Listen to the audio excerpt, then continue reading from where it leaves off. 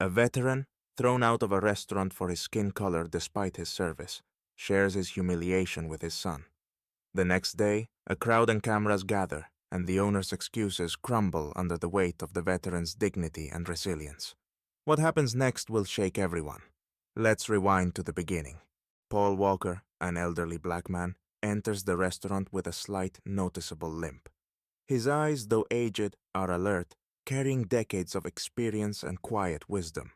He's dressed modestly, wearing an old, weathered brown jacket that has clearly been cared for over the years. Every fold and seam reflects the respect he holds for this outing.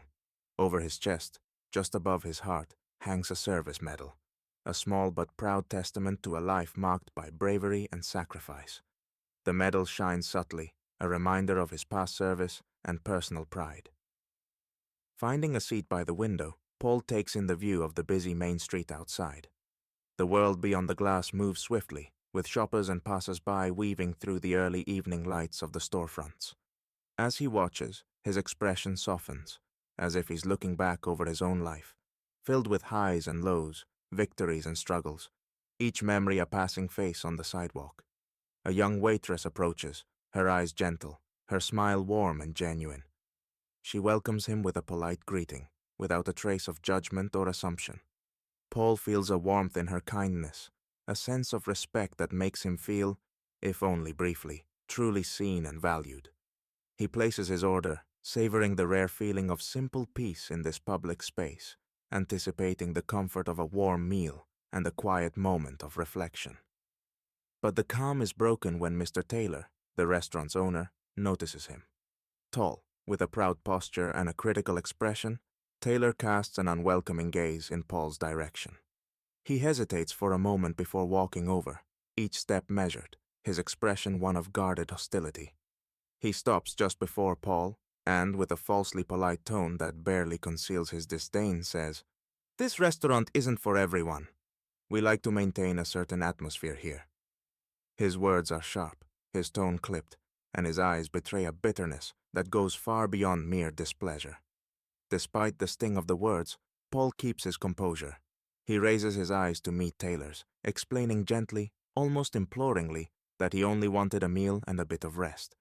But Taylor interrupts, his voice hardening, making it clear that the establishment is not meant for people like him. Paul's shoulders sag slightly as he lowers his gaze, holding on to his dignity even as he feels the insult settle heavily in his chest. Without arguing, he stands slowly, abandoning both his order and his brief hope for a quiet meal. Holding back the welling shame and hurt, he walks toward the exit, each step carrying a weight of injustice. Back at home, Paul sits quietly at his worn wooden kitchen table, feeling the weight of the day settle around him. The bitterness and sting of the restaurant encounter linger, sharp in his throat, refusing to fade. As he sits there, memories flow through his mind. Years of service, the unbreakable bonds he shared with his fellow soldiers, the pride he felt each time he put on his uniform and wore his service medal over his heart. He recalls moments when he risked his life for his country, moments that made him feel worthy, respected, and part of something greater. But now, the thought of being dismissed from a simple public place leaves him feeling hollow, unworthy, as if all those years of dedication mean nothing. Later that evening, his son James walks in, his face lighting up as he sees Paul. But it doesn't take long for James to notice the sadness in his father's eyes, the tension in his shoulders. Paul hesitates, unsure whether to share the painful story, not wanting to burden his son. Yet, when James sits across from him, looking at him with a mixture of warmth and concern, Paul finds himself beginning to speak. He tells James everything that happened, each word slow, each sentence weighed down by the fresh sting of humiliation. As he listens, James's expression darkens. A flash of anger passes through his eyes, and his jaw clenches. As a lawyer, he's no stranger to cases of discrimination, but this time, it's different. This is his father, the man he's always admired for his strength and courage. James feels an outrage that refuses to be ignored. To him, this incident isn't just a random act of disrespect. It's a blatant injustice that demands action. Without hesitation, James reaches for his phone. He sets it up to record as Paul recounts the incident. his voice calm but layered with deep, restrained emotion. James adds a powerful caption, urging people to pay attention to what his father, and many others, endure. Within hours, the post spreads like wildfire. Comments pour in, full of shock, outrage, and support. Strangers share similar stories, expressing disbelief that a veteran who sacrificed so much could be treated with such disrespect. The next morning, Paul wakes to the sound of ringing phones and sees messages flooding his screen. Reporters, news anchors, and local media all want to hear his story firsthand, eager to give him a platform to speak. Meanwhile, James arranges interviews and plans, determined that his father's voice, and the voices of countless others who have faced similar humiliations, will be heard far and wide. The next day, Paul and James arrive at the restaurant, now joined by a growing crowd of supporters and journalists. The scene is filled with anticipation and a sense of purpose. Paul walks in with a steady confidence, his posture tall and his gaze determined. James stands beside him, microphone in hand, ready to give his father a voice that everyone in the room will hear. Friends, neighbors, and even strangers moved by James's post gather in support, standing shoulder to shoulder, their expressions reflecting solidarity and righteous anger. As they enter, the atmosphere is electric, a blend of tension and hope. Reporters' cameras are fixed on Paul, capturing each moment as he takes a deep, steadying breath. For a brief moment, he looks around the restaurant, as though taking in every detail, every face, perhaps recalling the pain of being dismissed from this very place. But today, he is no longer alone. Today, he has a voice that won't be silenced. Paul begins to speak, his voice calm yet resonant, filled with a quiet pride. Each word is clear and measured, carrying the weight of his experience and the strength of his character. He recounts the shock and humiliation of being thrown out, the bitterness that lingered after years of honorable service to his country. His voice doesn't waver as he speaks about the right every person has to be treated with respect, regardless of skin color or background, a right he, as a veteran, fought to uphold for all. The crowd listens intently, expressions of empathy and shared anger reflected in their faces. Some nod in agreement, while others clap softly, urging him on.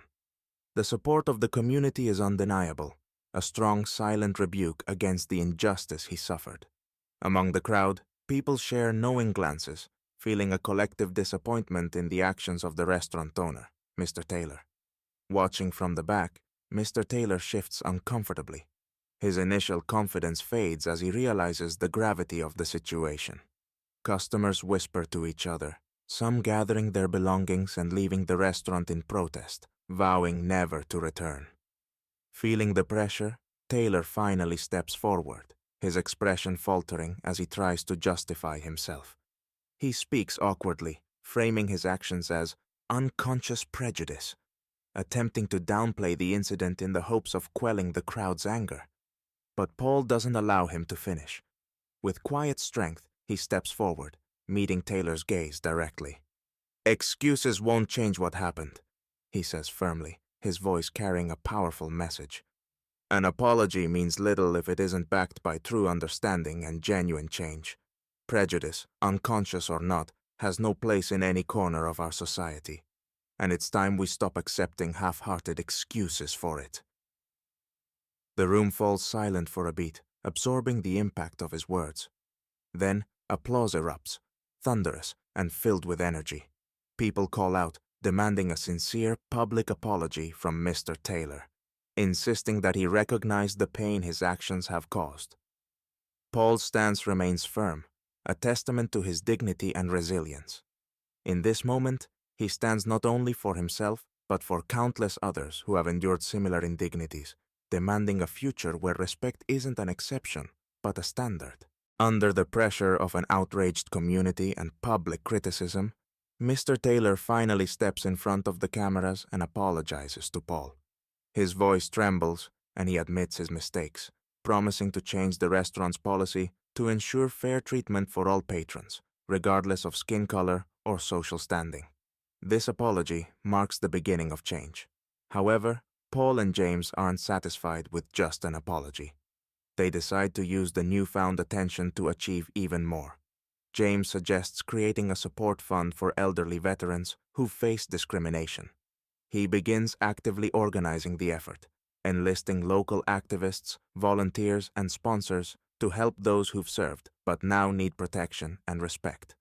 Additionally, James and Paul agree with Mr. Taylor that the restaurant will host weekly gatherings for veterans, giving them a space to share stories and receive support from the community. The restaurant gradually transforms into a place where older veterans feel respected and valued, and Mr. Taylor joins these gatherings, seeing the importance of these changes. Paul's story quickly spreads through the town and beyond, becoming a symbol of the fight for justice and equal treatment for everyone. It inspires people to stand up against injustice and defend their right to respect. Paul and James become role models for many, showing how resilience, family support, and community solidarity can make the world a better place.